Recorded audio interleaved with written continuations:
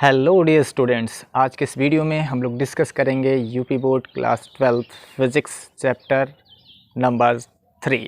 इस वीडियो में हम लोग डिस्कस करने वाले हैं सॉलिड एंगल के बारे में, यानी ठोस कोण या घन कोण या त्रिविमीय कोण किसे कहते हैं, इसके बारे में आज हम लोग जानेंगे। इससे पहले वीडियो में हमने आपसे डिस्कस किया था समतल कोण क्या होता है या 2D एंगल किसे कहते हैं, उसके बारे में हमने बातचीत किया था। तो आज का सेशन आज स्टार्ट करते हैं। घन कोण क्या होता है या ठोस कोण क्या होता है या त्रिविमीय कोण किसे कहते हैं, सबसे पहले हम इसकी डिफिनीशंस आपको बताएंगे। फिर इसके बारे में जो भी इसका फार्मूला है वो कहाँ से आया है उसके बारे में भी डिस्कस करेंगे। तो देखिए, घन कोण को डिफाइन कैसे किया गया है। जैसा कि प्लेन एंगल में हमने एक आर्क लिया था और आर्क उतना ही लिया था जितना कि रेडियस थी, है ना। आर्क लेंथ को रेडियस से डिवाइड किया था, तो जो एंगल आया था वो मेरा प्लेन एंगल था, समतल कोण था। यहाँ पे ठोस कोण या घन कोण को डिफाइन करने के लिए हमें किसी 3D फिगर की आवश्यकता पड़ेगी, किसी त्रिविमीय चित्र की आवश्यकता पड़ेगी। तो क्या होता है घन कोण? घन कोण को परिभाषा लिखाने से पहले हम आपको किसी फिगर के थ्रू आपको समझाने की कोशिश करते हैं। जैसे मान लीजिए मेरे पास ये एक कोई शेप है, इस तरह का, ऐसी कोई आकृति है मेरे पास, ये आकृति। अब इस आकृति के द्वारा मैं किसी पॉइंट्स ओ पर एक एंगल पता करना चाहता हूँ कि कितना एंगल ये आकृति यहाँ पे सबटेंड कर रही है या बना रही है। तो उसके लिए हमें क्या करना पड़ेगा, इसके जितनी भी इसकी बाउंड्रीज़ होगी, जो भी इसकी बाउंड्री है, इस बाउंड्री पर, इसकी परिसीमा पर जितने भी पार्टिकल्स होंगे, उन सारे पार्टिकल्स को इस ओ पॉइंट से जब हम मीट कराएंगे तो पता लगेगा कि ये वाला ये वाला जो फिगर है ये इस ओ पॉइंट्स पे कितना एंगल बना रहा है। तो हमें ये पता करने के लिए एंगल कितना बन रहा है, सारे पॉइंट्स को मीट करना पड़ेगा। तो इस फिगर में देयर आर इनफाइनाइट पॉइंट्स, अनंत ऐसे बिंदुस होंगे जो इस पे लाई कर रहे होंगे, पढ़ रहे होंगे। तो हमें क्या करना पड़ेगा, इनफाइनाइट पॉइंट्स को इस ओ पॉइंट से मिलाने पर जो एंगल यहाँ बनेगा वही मेरा सॉलिड एंगल होगा। तो आइए इन सारे पॉइंट्स को, जो ये सारे इस लाइन पे जितने भी पॉइंट्स हैं, इन सारे पॉइंट्स को हम ओ बिंदु से मीट कराने वाले हैं। तो इनफाइनाइट पॉइंट्स हैं, इनफाइनाइट पॉइंट्स को मीट कराना तो पॉसिबल है नहीं, फिर भी हम आपको एक विजुअलाइजेशन के लिए, एक अनुभव के लिए यहाँ पर इन सारे पॉइंट्स को मीट कराने की कोशिश करते हैं, ठीक है। और भी ऐसे अभी इस लाइन में ऐसे बहुत सारे पॉइंट्स इस लाइन पे पढ़ रहे होंगे, तो इन सभी को यहाँ पे मिलाना न मेरे लिए पॉसिबल है, ना आपको समझ पाना पॉसिबल है। तो मैंने इस 4 पॉइंट्स को यहाँ पे लिया है। अब ये जो आकृति है, यदि इसका नाम मैं दूँ ABCD, और ये पृष्ठ यहाँ पे जो एंगल फॉर्म करेगा, यहाँ पे जो एंगल फॉर्म करेगा, लाइक ऐसा एंगल बनेगा। आप ये देख पा रहे होंगे कि ये मेरे पास एक सरफेस है ABCD, जिसके द्वारा इस O पॉइंट्स पे जो एंगल सबटेंड किया जाएगा, इस तरह का एंगल बनेगा। ये एंगल ही, ये जो कोण बन रहा है, इस आकृति के द्वारा यहाँ पे जो एंगल का फॉर्मेशन हो रहा है वही एंगल क्या है, सॉलिड एंगल है। ये जो कोण बन रहा है ये कोण क्या है, ठोस कोण है, या फिर कह लीजिए घन कोण है, इस ओ पॉइंट्स पे जो फॉर्म हो रहा है। तो कहेंगे कि जब प्लेन एंगल की बात हुई थी, समतल कोण की बात हुई थी, तो उसमें मैंने केवल एक लाइन लिया था। इस लाइन के ठीक बीच में मैंने कोई पॉइंट्स लिया था और मैंने आपसे पूछा था कि समतल इस प्लेन द्वारा, इस लाइन के द्वारा इस ओ पॉइंट्स पे कितना एंगल बन रहा है। तो आपने कहा था कि इस जो लाइन है, इसके दोनों एंड्स पॉइंट्स को यहाँ पे मिला दीजिए, जो एंगल बनेगा वही आपका प्लेन एंगल होगा। उस केस में एक ही लाइन मेरे पास थी, ये 2 डायमेंशनल फिगर था, तो इसके द्वारा यहाँ पे कितना एंगल फॉर्म होगा, दोनों एंड्स पॉइंट्स को ज्वाइन कर दीजिए, प्लेन एंगल पता लग गया था। लेकिन यहाँ पे जब 3D एंगल की बात होगी, तो इस 3D एंगल में एक ही मेरे पास प्लेन तो है नहीं, एक ही रेखा तो है नहीं मेरे पास, इसमें कई सारी रेखाएँ हैं, है ना। ये 4 ऐसी रेखाएँ हैं। तो इसके द्वारा इस ओ पॉइंट्स पे कितना एंगल फॉर्म होगा, उसके लिए मुझे इन चारों रेखाओं को इस ओ पॉइंट से मीट कराना पड़ेगा। और इस चारों रेखा पर न जाने कितने असंख्य इनफाइनाइट्स पॉइंट्स लाई कर रहे होंगे, उन सारे पॉइंट्स को मीट कराऊं तो यहाँ जो एंगल बनता है वो सॉलिड एंगल होता है। अच्छा, कहेंगे कि जो शेप आप लिए हैं सर, ये यदि आयत या फिर रेक्टेंगल कह लीजिए, रेक्टेंगल है या फिर आप समांतर चतुर्भुज कह सकते हैं, क्या आकृति ऐसी ही हो सकती है? कोई ज़रूरी नहीं मेरे भाई, आकृति कैसी भी हो सकती है। दूसरी आकृति यदि मैं लेके आपको समझाऊं, सॉलिड एंगल क्या और कंसेप्ट आपको मैं समझाने की कोशिश करूं, तो उसके लिए यदि मैं सेकेंड फिगर्स ड्रा करूं एक सर्कल का, एक सर्कल मेरे पास है, ये क्या है, सॉरी सर्कल नहीं, सर्कल 2 डायमेंशनल फिगर होता है, याद करो सर्कल 2D फिगर होता है। हमें यहाँ पे गोला लेना पड़ेगा। क्या लेना पड़ेगा? गोला। गोला कैसा होता है? 3D फिगर्स होता है। तो ये गोला है और इस गोले के एक छोटे से पीस के द्वारा इस गोले के सेंटर पर हम एंगल पता करना चाह रहे हैं। ये गोला मेरा त्रिविमी है, याद करिए ये गोला नहीं है, सॉरी ये वृत्त नहीं है, ये गोला है। और इस गोले के केंद्र पर किसी एक पृष्ठ द्वारा, गोले के किसी एक पृष्ठ द्वारा कितना एंगल सबटेंड किया जा रहा है वो हम पता करने की कोशिश करेंगे। तो हम इसके लिए एक छोटा सा पीस ले लेते हैं, ये एक छोटा सा पीस ले लेते हैं जिसे हम गोले में से काटेंगे। यदि गोले में से एक छोटे से पीस को काटेंगे तो वो कैसा दिखाई देगा? एक कटोरा जैसा, कटा हुआ शेप जैसा दिखाई देगा। आई होप कि आप समझ पा रहे होंगे। यदि इसे काट के यहाँ से निकाल दिया जाए तो ये जो शेप बनेगा, ये जो शेप बनेगा ये जस्ट लाइक ऐसा बाउल होगा, कटोरा जैसा होगा शेप का, है ना। अब ये हिस्सा यहाँ पे कितना एंगल बना रहा है, उसके लिए इस पर बहुत सारे इनफाइनाइट पॉइंट्स होंगे। इन सारे पॉइंट्स को मुझे मीट कराना पड़ेगा। तो यहाँ पे जो एंगल फॉर्म होगा, जो एंगल बनेगा, वो एंगल ये भी ऐसा ही बनेगा, जस्ट लाइक ऐसा ही बनेगा। और ये मेरा सॉलिड एंगल का काम करेगा। यहाँ जो एंगल बनेगा ये भी क्या होगा? सॉलिड एंगल, जिसे ओमेगा से दिखाते हैं। ये मेरा घन कोण होगा। तो कहने का मतलब है कि किसी भी 3D शेप के किसी एक पृष्ठ द्वारा उसके किसी एक बिंदु पर जो कोण बनेगा वो कोण होगा घन कोण। आकृति आप कुछ भी ले सकते हैं। ये तो प्रेफरेंस के लिए जब हम इसका निगमन करते हैं तो प्रेफरेंस के तौर पे जो एंगल मेज़र किया जाता है, जो आकृति मेज़र की जाती है या ली जाती है, वो गोला मान लिया जाता है, क्योंकि गोला एक 3D आकृति है। आप गोले के प्लेस पर घनाभ भी मेज़र कर सकते हैं, क्योंकि घनाभ भी आपका क्या है? 3D फिगर है। घन वो भी आपका 3D फिगर है, तो घन भी ले सकते हैं, घनाभ भी ले सकते हैं। गोला भी एज ए 3D फिगर के अंतर्गत आता है। तो एक प्रेफरेंस के तौर पे गोले को हम क्या करते हैं? सेलेक्ट करते हैं। अब ये जो 3D एंगल्स होगा, सोचने वाली बात होगी कि ये 3D एंगल यानी जो सॉलिड एंगल है, ये एंगल बनाएगा कहाँ आखिर? तो ये एंगल किसी भी वस्तु को जब आप देखोगे, यदि आप इसी को एज ए सिलेंडर मान सकते हो, ठीक है, ये बेलन है, तो इसके हर एक पीस द्वारा, हर एक हिस्से द्वारा यदि इस पॉइंट्स पे कल्पना करो, यहाँ कोई पॉइंट्स है और ये जो मार्कर्स है, इस पॉइंट्स पे कितना एंगल बना रहा है, उसके लिए इस पर जितने भी इनफाइनाइट पॉइंट्स होंगे उन सब को इस बिंदु पर यदि मीट कराओगे तो यहाँ पे जो एंगल फॉर्म होगा वो एंगल सॉलिड एंगल होगा। ठीक है, तो एंगल बनेगा कहाँ? वो आँख में बनेगा। कहाँ पे? आँख में बनेगा। ठीक है, आँख में एंगल बनेगा। जैसे ऐसे समझो, यहाँ पे एक और शेप लेते हैं हम समझाने के लिए, आपको एक अन्य आकृति ले लेते हैं जिससे कि हम आसानी से आपको ये समझा पाएँ सॉलिड एंगल का कंसेप्ट। फिर हम आपको डिफिनेशन देते हैं। जैसे मान लो एक गोले का एक छोटा सा पीस ही है, ये एक गोले का पीस ही है, छोटा सा पीस है, छोटा सा पृष्ठीय क्षेत्रफल मैंने काटा है और इस ओ बिंदु को मैं इस गोले के ठीक बीच में ले रहा हूँ। ऐसा क्यों कर रहा हूँ? इसके लिए मैंने पिछले वीडियोज़ में प्लेन एंगल में मैंने बताया था कि इस ओ बिंदु को ठीक बीच में क्यों लिया जाता है।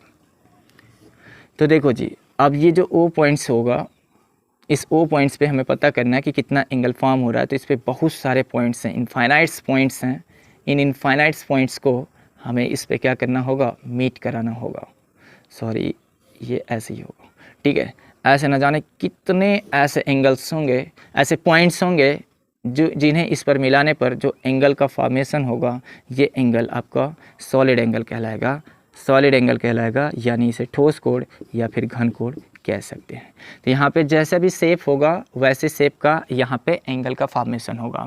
ये कहाँ बनेगा? तो मैं बार बार बता रहा हूँ, ये जो एंगल बनेगा ये आपके आँखों में बनेगा। कहाँ बनेगा? आँख में बनेगा। तो जब आप इसे देखेंगे, जब इस शेप को आप देखेंगे किसी भी 3D फिगर्स को आप देखते हैं तो 3D फिगर्स का इमेज आपके आँखों में वैसा ही बनता है जैसा वो होता है। तो यदि यहाँ पे ये एक पृष्ठीय क्षेत्रफल है तो यहाँ पे भी जो एंगल बनेगा हमारे आँखों में, वो एंगल भी क्या होगा, 3D एंगल ही बनेगा, क्योंकि उस संपूर्ण पृष्ठ के द्वारा हमारे आँखों पे जो कोण बनता है वही घन कोण होता है। क्योंकि लाइन की बात करते हैं तो लाइन के केस में केवल 2D फिगर होता है और मेरे आँख पर केवल लाइन का ही इमेज ड्रा होता है। लेकिन यदि मेरे पास घन या घनाभ हो, मेरे पास यदि घन या घनाभ हो, लाइक यदि मेरे पास ये घन है और मैं यहाँ से इस पॉइंट से इस घन को देख रहा हूँ, तो ये आकृति का इमेज मेरे आँख में ऐसा ही बनेगा, घन के जैसा ही बनेगा। तो इस कैसे पता करेंगे, तो इसके लिए आप सारे इन पॉइंट्स को मीट करा दो, जितने भी पॉइंट्स इसमें हैं उन सारे पॉइंट्स को यहाँ पे मीट कराओगे तो जो शेप बन के आएगा, जो आकृति बन के आएगी, वो आकृति एक तरह का आपका क्या होगी, घन ही होगी, या यूँ कहिए घनाभ होगा। ठीक है, घनाभ होगा तो घनाभ होगा, घन होगा तो घन बनेगा। समझ पा रहे हो? तो ऐसा एंगल हमारे आँखों में बनेगा, जैसा आकृति यहाँ होगी वैसा आकृति यहाँ पे सबस्टेंड होगी हमारे आँखों में। ठीक है जी। तो घन कोण को कैसे डिफाइन करोगे, घन कोण को कैसे डिफाइन करोगे, तो उसके लिए सिंपल डिफिनेशन आप बना सकते हो कि किसी पृष्ठ द्वारा किसी बिंदु पर अंतरित कोण को घन कोण कहते हैं। किसी पृष्ठ द्वारा किसी बिंदु पर अंतरित कोण या बनाया गया कोण घन कोण कहलाता है। या फिर गोले के किसी एक सूक्ष्म भाग द्वारा गोले के केंद्र पर बना कोण घन कोण कहलाता है। इसे ओमेगा से इंडिकेट करते हैं। कहेंगे ऐसा दैनिक जीवन में कहाँ होता है, तो आपने देखा होगा कुल्फी वाले को, ये कुल्फ़ी वाला जब आपको कुल्फ़ी देता है तो जस्ट लाइक ये कुल्फ़ी का ये वाला जो हिस्सा है, यहाँ पे जो एंगल बनेगा ये आपका सॉलिड एंगल है। मार्केट में आप मूंगफली वाले को देखे होंगे, जो मूंगफली वाला होता है वो जिस कागज़ में मूंगफली को भरता है और जब कागज़ को बेंड करता है, मोड़ता है यानी, तो वो जो शेप बनता है चोक से नीचे की तरफ जो शेप बनता है, आकृति बनती है, वहाँ पे जो एंगल फॉर्म होता है वो angle just like solid angle जैसा होता है। ठीक है, तो आपने उन्हें देखा ज़रूर होगा। कोई ज़रूरी ना है कि ये जो सॉलिड एंगल का फॉर्मेशन होगा वो हमेशा ऐसा ही हो, वो डिपेंडेंसी होगी कि आप किस कदर उस आकृति को देख रहे हो, कैसी आकृति देख रहे हो, क्या वो कोन जैसा है या फिर वो सर्कल जैसा है या फिर वो स्फीयर जैसा है, कैसा है।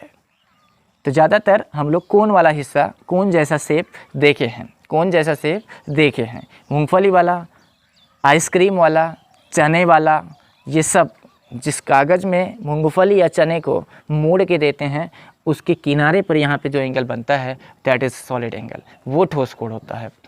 तो आई होप कि आपको इसका कॉन्सेप्ट समझ में आया होगा। मैं इसकी डिफिनीसन लिखता हूँ, फिर इसका यूनिट क्या होता है, इसका डायमेंशन क्या होता है, उसके बाद इसके जो फार्मूला है वो कहाँ से आया है उसे भी प्रूव करते हैं।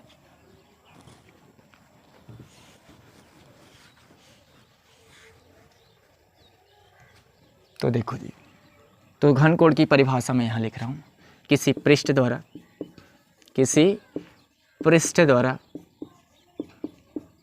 किसी बिंदु पर अंतरित कोण घन कोण कहलाता है।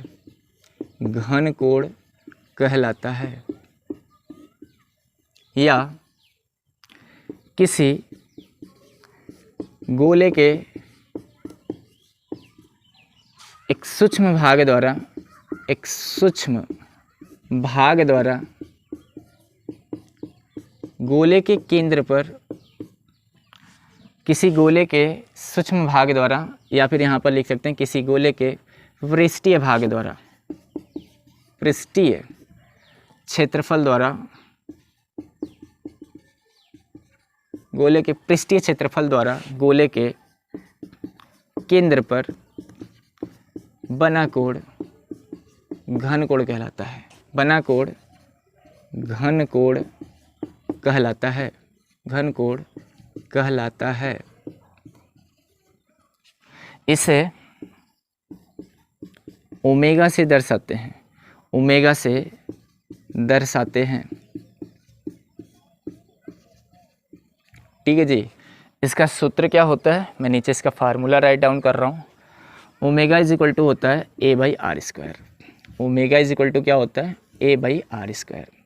क्योंकि जैसे वहाँ पे प्लेन एंगल में हमने डिफाइन किया था theta is equal to arc length divide by radius, उसी तरह यहाँ पे सॉलिड एंगल को डिफाइन करने के लिए ओमेगा का इस्तेमाल करते हैं, जो कि एरिया डिवाइडेड बाई रेडियस का स्क्वायर होता है।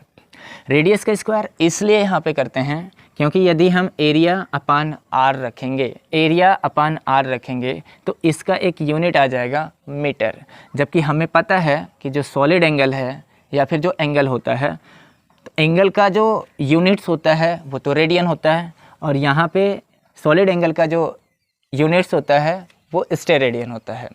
तो एरिया डिवाइडेड बाई यदि r² नहीं करेंगे तो इसका जो मात्रक होगा वो स्टेरेडियन नहीं आएगा, कुछ और ही आ जाएगा, ठीक है, मीटर आ जाएगा। तो इसलिए r का स्क्वायर किया जाता है। एरिया का मात्रक मीटर स्क्वायर होगा, रेडियस का भी मीटर स्क्वायर होगा, मीटर स्क्वायर से मीटर स्क्वायर कैंसिल हो जाता है। तो जो बचता है, अब आप कहेंगे कि कोई यूनिट तो बच नहीं रहा है, तो फिर इसका यूनिट कहाँ से पैदा हुआ, तो इसका जो यूनिट बनाया गया ना घन कोण का, वो कम्प्लीमेंट्री यूनिट्स है। कोण और घन कोण के दो यूनिट्स बनाए गए हैं। कोण का रेडियन में मेजरमेंट करते हैं और सॉलिड एंगल का स्टेरेडियन में मेजरमेंट करते हैं। इसीलिए यहाँ पे फार्मूले में रेडियस का स्क्वायर रखा गया है, ठीक है। तो इसका मात्रक भी लिख लीजिएगा, इसका मात्रक बगल में लिख देते हैं, ये तो इसका फार्मूला है। इसका मात्रक यदि बात करें तो इसका मात्रक क्या आ जाएगा, स्टेरेडियन होता है। इसकी बीमा वगैरह कुछ नहीं होती है, क्योंकि आप देख सकते हैं एरिया का बीमा L/2, रेडियस का बीमा L/2, L/2 से L/2 कैंसिल, ठीक है। तो इसकी कोई बीमा वगैरह नहीं होती है, ठीक है। आई होप कि आप समझ पाए होंगे और डिफिनीसन आपको अच्छे से याद हो गई होगी। यदि डिफिनीसन याद हो गई तो हम आगे चलते हैं, आपको फार्मूला डिराइव करके देते हैं इसका। तो प्रेफरेंस के तौर पे हम एक स्फीयर कंसिडर कर रहे हैं, ठीक है, क्योंकि आँख में जो एंगल बनेगा वो किसी 3D फिगर्स के द्वारा मेजरमेंट किया जाएगा। तो यहाँ पे एक प्रेफरेंस के तौर पे हम एक स्फीयर कंसीडर कर रहे हैं, ठीक है। और ये स्फीयर है, एक स्फीयर है। स्फीयर का ये एक छोटा सा पीस, मैंने इतना सा पीस इसमें से काट लिया है, ठीक है। और इस छोटे से पीस के द्वारा यहाँ पे जो एंगल फॉर्म होगा, यहाँ पे जो एंगल का फॉर्मेशन होगा, यहाँ जो एंगल बनेगा वो भी जस्ट लाइक ऐसा ही होगा, है ना। जब इसे काटा जाएगा, किसी त्रिविमीय आकृति में से किसी एक छोटे से पीस को काटेंगे। आप एज्यूम करिए कि आपके पास कोई सॉलिड मटेरियल है। सॉलिड मटेरियल के तौर पे आप कंसीडर कर सकते हैं फुटबॉल देखिए ना, फुटबॉल पे जो इस तरह के पैसेज बने होते हैं, इस तरह के ऐसे पैसेज बने होते हैं फुटबॉल पे, आपने देखा होगा। तो कई सारे पैसेज को यदि हम 2-3 पैसेज उसमें से काटें, इस तरह से काटें, तो जब ऊपर से हम देखेंगे तो जो कटा वाला पीस होगा वो पीस उस फुटबॉल के सेंटर पे यहाँ जो एंगल बनाएगा वो एंगल ही 3D एंगल होगा।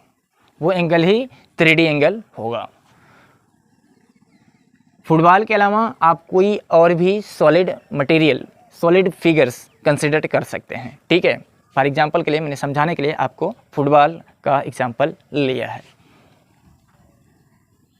चलिए जी, तो यहाँ पे जो एंगल बन रहा है, इस एंगल को, चूँकि ये पूरे सर्कल नहीं, स्फीयर है। ये क्या है, एक गोला है। ये क्या है, गोला है, स्फीयर है। इस स्फीयर का एक छोटा सा पीस है, तो जो एंगल बनेगा वो भी सॉलिड एंगल ही बनेगा, बट छोटा सा ही बनेगा, तो उसे हम कहते हैं डी ओमेगा। और आपको पता है कि जब हम इसे इस गोले में से इस छोटे से पीस के द्वारा यहाँ पे जो एंगल बना रहे हैं, जो कि सॉलिड एंगल डी ओमेगा है, इसका यदि हम आपसे पूछेंगे कि जो एरिया वेक्टर होगा, इस केस में इसका जो क्षेत्रफल सदिश होगा वो कहाँ होगा, तो जवाब होगा, यदि ये आर रेडियस है, यदि ये रेडियस कितनी है, आर, क्योंकि जब हम इसे डिवाइड करेंगे तो इसके हर एक पीस से, चूँकि ये 3D फिगर्स है, तो इसके सेंटर से हर एक पार्टिकल्स की जो डिस्टेंस होगी वो तो सेम ही होगी, ये आपको पता है, क्योंकि एक ही गोले की त्रिज्या समान होती है। तो यहाँ से दूरी तो आ रही होगी, और यदि हम इसे इस शेप में काट रहे हैं तो एरिया वेक्टर पृष्ठ के लंबवत बाहर की तरफ होता है। तो इस केस में यदि ये इसकी रेडियस है, तो एरिया वेक्टर भी कहाँ होगा, इस पृष्ठ के परपेंडिकुलर बाहर की तरफ, डी ए वेक्टर। ठीक है,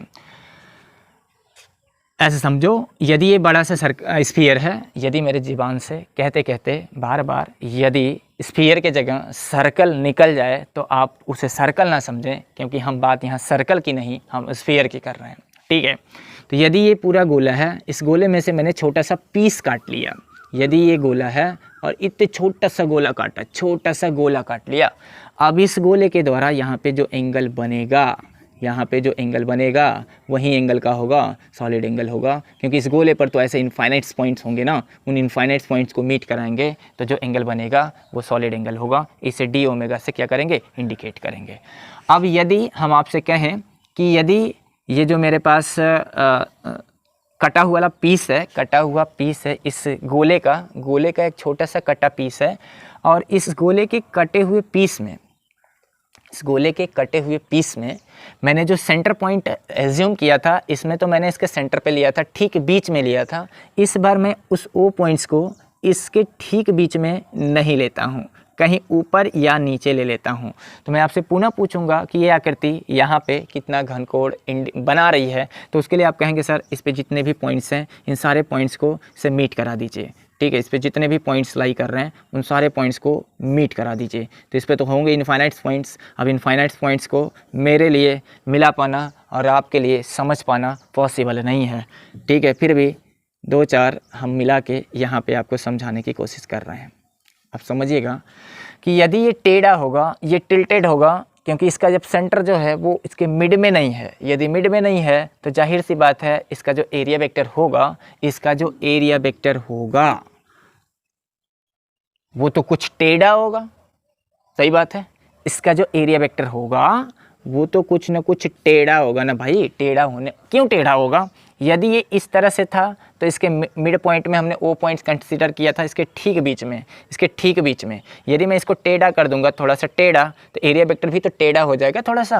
तो एरिया वेक्टर अब यहाँ पे आ गया, यानी एरिया वेक्टर मतलब क्षेत्रफल सदिश। क्षेत्रफल सदिश हमेशा पृष्ठ के लंबवत बाहर की तरफ कंसीडर किया जाता है। तो एरिया वेक्टर हो गया इधर की तरफ।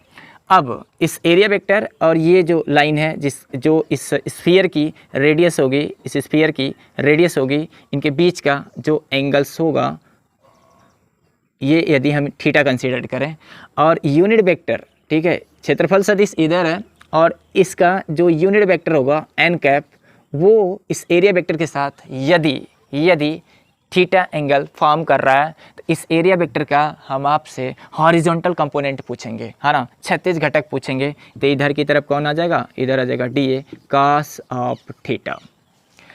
ये तो डी ए का वेक्टर वाइज कंपोनेंट हमने निकाल लिया। इस डी ए वेक्टर का vector wise component D A cos of theta इधर आ रहा है। अब ये जो स्फीयर है मेरे पास, स्फीयर का एक छोटा सा टुकड़ा है, कटा वाला हिस्सा है, इसी का मैं कंपोनेंट निकालूंगा, इसी के परपेंडिकुलर एरिया के ये जो सरफेस आपको दिखाई दे रहा है, इस सरफेस के ही परपेंडिकुलर, इस सरफेस के ही लंबवत घटक में यदि निकालूंगा तो वो कुछ इस तरह से यदि आएगा, ये जो इस तरह से आएगा, जो कि इस वाले के परपेंडिकुलर होगा, और इसका वैल्यू क्या होगा? D A cos of theta. ठीक है, ये वेक्टर वाइज कंपोनेंट है, डी ए का ये वेक्टर वाइज कंपोनेंट है, और ये उसका सरफेस वाइज कंपोनेंट है, D A cos of theta. अब यदि हमें यहाँ पे जो एंगल की बात की जाएगी तो ये ओमेगा तो होगा नहीं, क्योंकि मैंने पूरे गोले का कटा वाला पीस तो लिया नहीं, छोटा सा पीस लिया है। तो छोटे से पीस के वजह से यहाँ जो एंगल बनेगा वो भी तो छोटा सा बनेगा। लेट सपोज जो एंगल डी ओमेगा बन रहा है। तो हम यदि आपसे ये जानने की कोशिश करें कि ये वाला सरफेस यहाँ पे कितना एंगल फॉर्म कर रहा है, तो जितना एंगल ये वाला सरफेस यहाँ पे सॉलिड एंगल बनाएगा, उतना ये भी बनाएगा, क्योंकि मैंने 2D फिगर्स में आपको समझा के ये बात बता दिया है कि यदि मिड पॉइंट हम उस दिए गए आकृति के बीच में नहीं लेते हैं तो वो थोड़ा सा टिल्टेड ज़रूर होगा, क्योंकि मैंने आपको बताया था कि यदि एक रेखा है और ये मिड पॉइंट इसके ठीक बीच में नहीं है, तो ऐसे केस में हमने सबसे पहले तो इन्हें मिला दिया था। उसके बाद हमने कहा था कि हमें एक सर्कल ड्रा करना पड़ता है, थीटा पता करने के लिए कि यहाँ पे ये लाइन कितना एंगल बना रही है, तो फिलहाल तो ये थीटा बना रही है, लेकिन हमें शर्त था कि जो ये ओ पॉइंट्स होना चाहिए इस रेखा के ठीक बीचों बीच होना चाहिए, मध्य में होना चाहिए, और ये उसके लंब समद्विभाजक पर भी स्थित होना चाहिए। और यदि ये ओ पॉइंट्स इस ए बी रेखा के ठीक बीचों बीच स्थित नहीं है तो हम ऐसा कोई सर्कल ड्रा ही नहीं कर सकते थे 2D फिगर्स में जो कि ए और बी से होकर जाए और ओ उसका सेंटर हो, पॉसिबल ही नहीं था।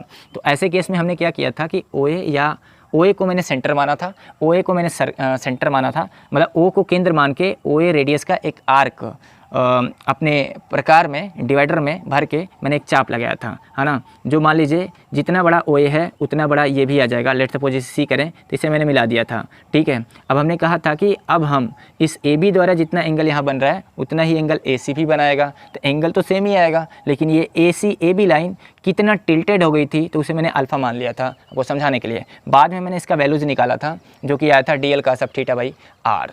आपको याद आ रहा होगा, यदि आपको ये बात पता नहीं, यदि मध्य बिंदु में दी गई रेखा या फिर दिए गए 3D या 2D फिगर्स में ओ पॉइंट्स मिड में ना हो तो ऐसे केस में एंगल किस तरह से निकालते हैं ये मैंने आपको पिछले वीडियोज़ में बताया था।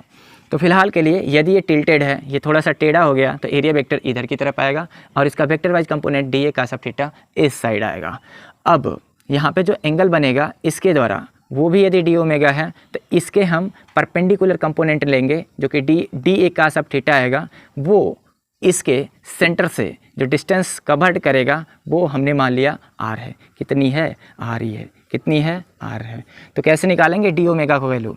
डी ओमेगा हमारे पास फार्मूला है omega is equal to A by R square, तो D omega is equal to का होगा D A by R square, D omega is equal to का होगा D A by R square. यहाँ पे इसकी तरफ इसका जो वेक्टर वाइज कंपोनेंट हमने लिया है वो डी ए का सब थीटा है, तो क्या इस केस में भी D A by R square लिखा जाएगा या फिर डी ए का सब थीटा लिखा जाएगा? तो जवाब होगा यहाँ पे डी ए का सब थीटा लिया जाएगा, क्योंकि यहाँ से जो डिस्टेंस इसकी है वो आर रेडियस यहाँ से आर है, ठीक है। इसको थोड़ा सा टिल्टेड किया है तो यहाँ पे जो डी ओमेगा आएगा वो डी ए का थीटा बाई आर स्क्वायर आएगा।